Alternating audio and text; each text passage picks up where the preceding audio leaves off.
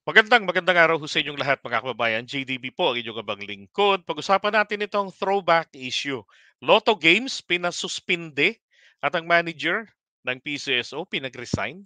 Aba, yes, dalawa hong ano diyan na involved. Ito pong si Senator Amy Marcos. Aba, Senator Amy wants Lotto suspended.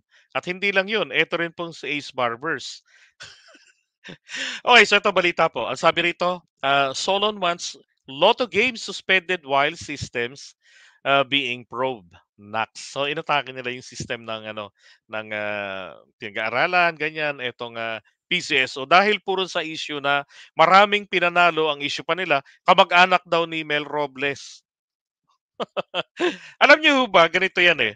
Naalala ko to nung tinitira to ni Maharlika, si Mel Robles. Ang pinapanalo daw po nila diyan ay mga kaalyado ni BBM. Yun daw. Halimbawa, Bulacan sumuporta kay BBM. Ang totoo nito, ang Bulacan Kilenlen yan eh. Yung governor diyan, Kileni yan.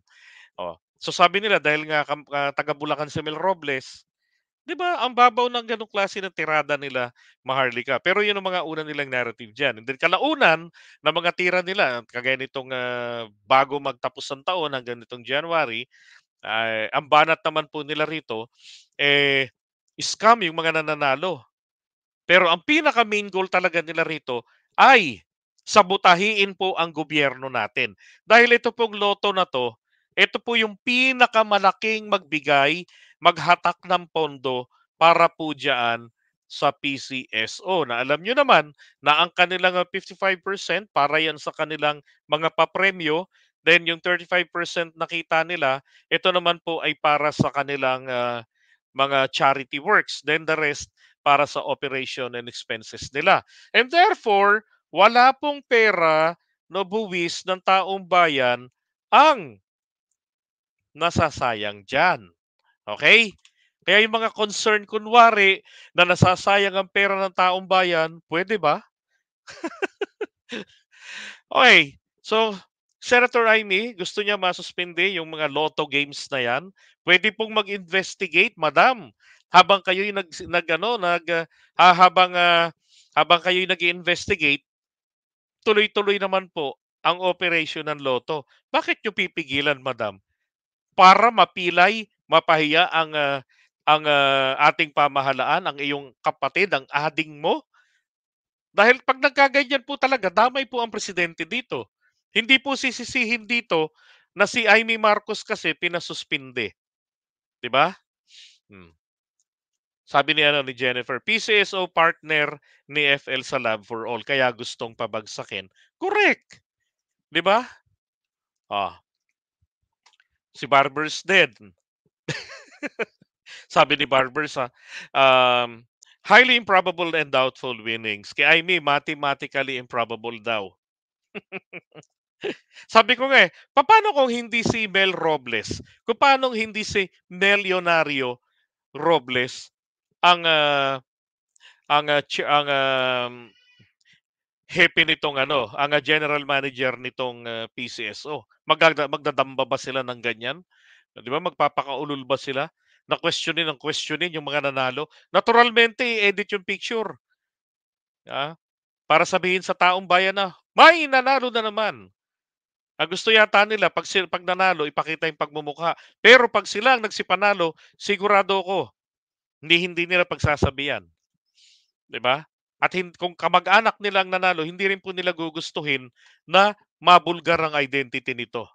Oh, sabi ni Barbers dito, where there's a need to publish the picture of winning bettors while there was none. Yun ang paniniwala rito ni Barbers, na nagdi-display ng mga edited pictures na kumbaga kunwari ay may nanalo pero wala naman daw po.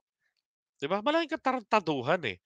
Sabi niya rito, PCSO GM Robles probably wanted to allege rumors that some draws were not actually won and that the published winners were fictitious or staged, that he had to enlist the help of the AI.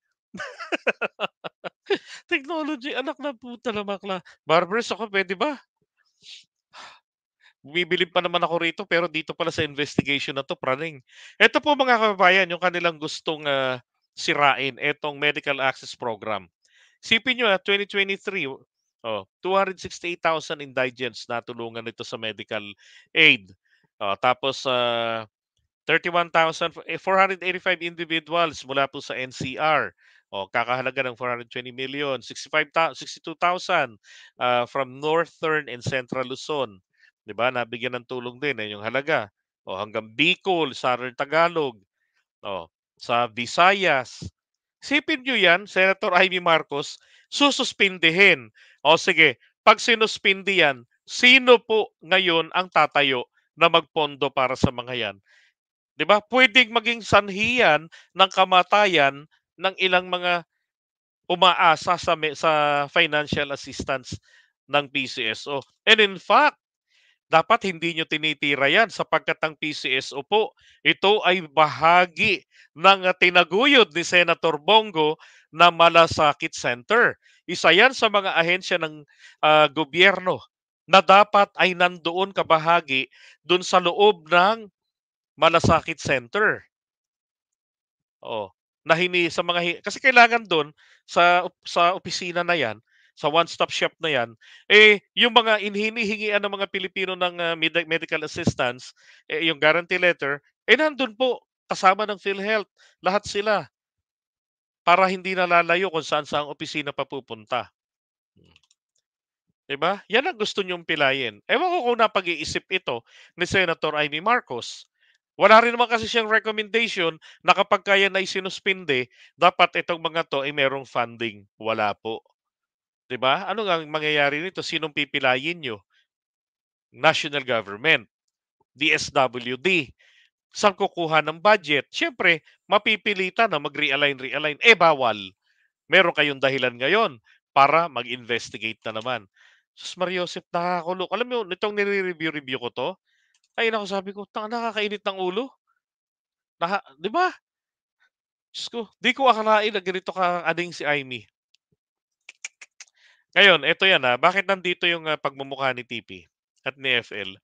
Naalala ko lang naman din po kasi, na nagsimula sila na atakihin etong ano, itong PCSO, na inaatake yan ni Maharlika. Never naman niya prinomote yan, nitong, nandiyan na sila Mel Robles. Kasi si Mel Robles po, ang, nai-appoint ito, mga bandang ano pa 'to, August 23, 2022.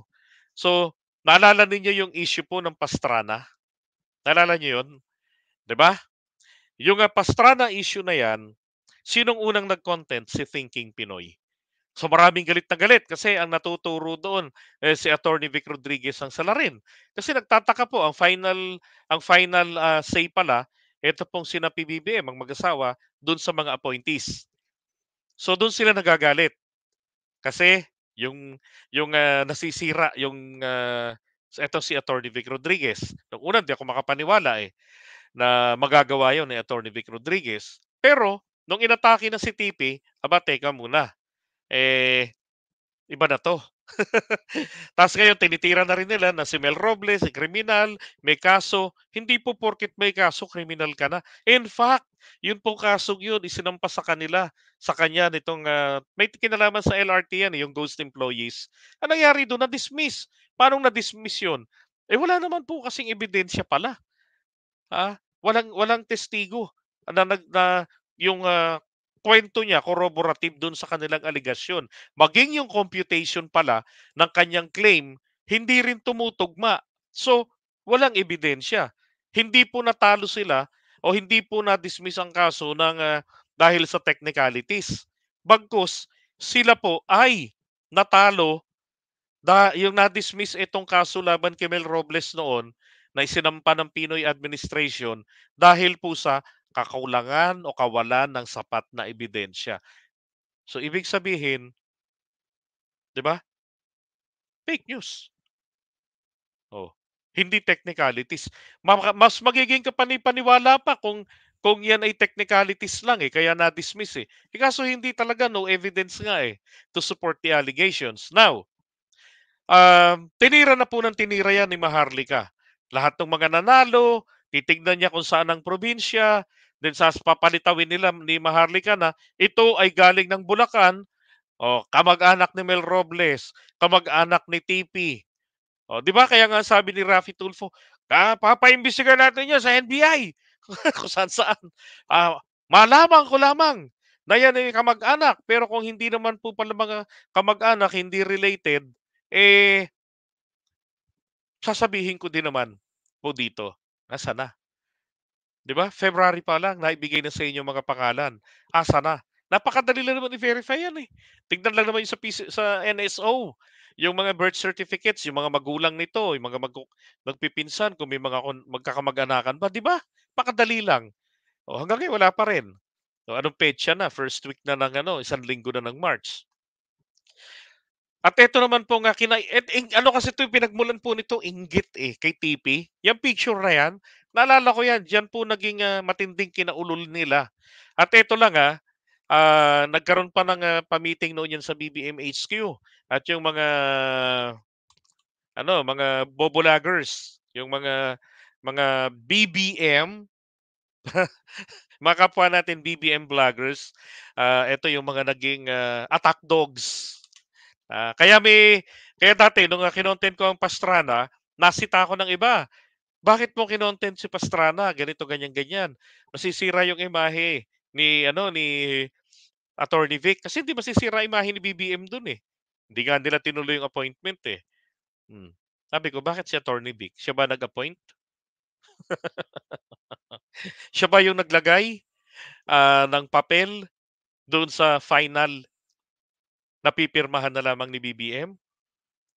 At ang, kapansin-pansin nga dun nung, oath taking, hindi ma-recognize nung mag-asawa na ito ay kanilang inaprubahan.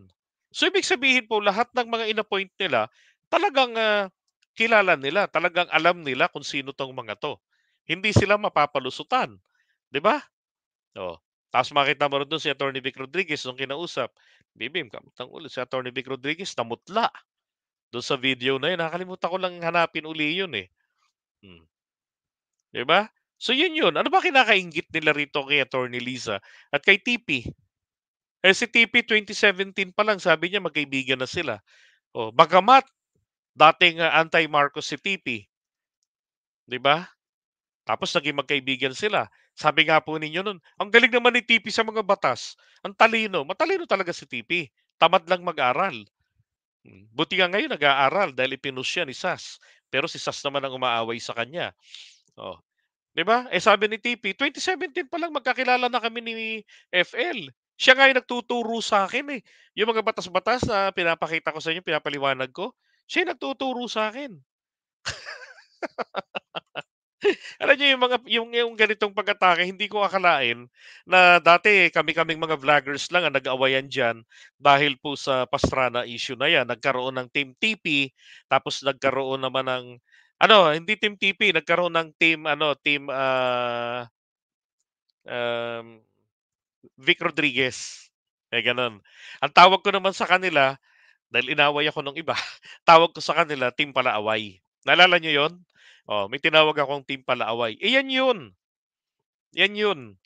Diyan po nagsimula 'yan. Tapos nung, na-appoint na nitong, August 23, 2022 si Mel Robles, lalo silang naulol at tinira na ng tinira, pati ang kabuuan ng PCSO, 'di ba? And then, 2 years later or maybe more than a year later, itong sina Senator Amy Marcos at tsaka yung iba pang mga praning nagsigaya na rin.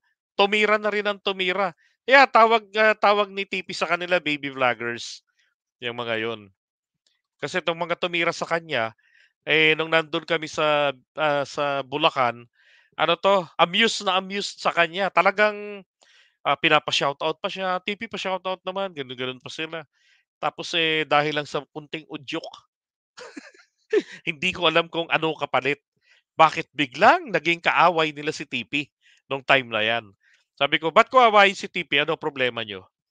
Ah, Sabi ko sa kanila, "Hindi ko mo kinontent ko yung Pastrana, eh, Kinakampihan ko na si TP. Nagkataon tama rito naman content ni TP. Actually, inaway rin nga ng mga bubulagers na 'yan si Katunying, 'di ba? Pati nga ako question din nun, saan 'to kumukuha 'tong mga 'to ng impormasyon. Oh, diyan 'yan nagsimula at, ito na nga hanggang ngayon, tuloy-tuloy ang kanilang paninira. Pero ang kanilang paninira, patindi na ng patindi. Itong sinimulan ng mga vloggers, ginawa na sinakyan ng mga politiko na may galit sa ating pangulo at gustong pahiyain masira ito sa mga charity works na tinataguyod ng kinikita ng PCSO. Alam niyo, um, para sa akin, etong mga kumokontra ha, pwede namang punahin po yung mga pulisiya ng gobyerno. Punahin, kontrahin kung gusto nyo. Pero you have to do it constructively. You have to do it, your militancy, constructively. 'Di ba? Tapos, para po masabi ninyo talagang ganun ang way ninyo na hindi kayo destabilizer, wag nyo po silang, ang taong bayan wag nyo ilalayo sa gobyerno. Huwag niyong ilalayo, huwag niyong gagalitin sila huwag niyong gagalitin sila laban kay BBM, huwag niyong gagalitin sila laban sa PCSO na mag-aakusa ng kung ano-ano. Sapagkat kung may kailangan sila financial, makakahingi sila ng tulong diyan, eh. Oo, at wag naman sana nga mangyari wag naman sana nga mangyari sa inyo 'yan, kamag-anakan niyo, mga ilangan ng, tulong, tatakbo ng PCSO, ano iba-bash niyo? Sasabihin niyo, "Wag kayo lalagay diyan, may mga peke 'yan, yung nananalo diyan peke."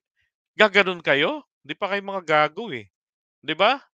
So, kung hindi niyo meron kayong nakikita na hindi magandang ginagawa nila, punahin niyo. Pero 'wag niyong ilayo ang taong bayan. Ang nangyari ngayon nilalayo niyo, eh. Mga tao mismo nagsasabi na, may nakikita ko mga post na hindi po troll, mga totoong tao talaga na nakakalungkot because sa kanilang paningin, scam. Sabi pa na, "Ba't pa kayo tumataya pa diyan? Dadagdagan niyo lang yung ninanakaw ni Mel Robles." Sabi ko, "Alam yung tatanga niyo, kakapakinig ninyo kay Maharlika. 'Di ba, Karkleya? Nakakabobo 'yan." 'Di ba? Kaya gamitin po ang, pagiging rational being, 'di ba? Mag-isip, mag-aral, 'di ba? Magtanong, magbasa, 'yun ang importante para may laman ang ulo at hindi tayo basta-basta madadala nitong mga fake news peddlers na 'to. Lalo ho ngayon ang daming mga bobolagers, oh. Yung mga tipong kita niyo naman, 'di ba? Kahit na walang revenue, walang views, diyan kami bumabase ng revenue. Tignan niyo naman ngayon naglilipa na buhay, bago ang mga kasuotan, ang mga gadgets. Alam niyo na ibig sabihin nun, 'di ba? Oh, ay naku. Kaya po para sa akin again, hindi natin titigilan itong PCSO na 'to. Tayo naman ngayon ang babalik-balik diyan sa kanila. Kamusta na ang inyong mga paninira? Buhay pa ba kayo? Kung meron ba kayong kamag-anak na, nag-a-avail ng medical services at kailangan ng pera, abay wag niyong dadalhin diyan sa PCSO, wag niyong sabi sa kanila na, "Hingi po tayo ng tulong sa PCSO." Kasi alam niyo naman ayaw niyo sa PCSO, galingan niyo, kayo ang tumulong, pakita niyo the best kayo, yung amo niyo ibalandra niyo, siya ang pagastusin niyo, patulungin ninyo. 'Di ba? Para talaga maparamdam niyo sa kamag-anak niyo, wala talagang kuwenta ang PCSO, okey? Alright, so iwan mo nating lintik na mga ano na 'to, kolokoy.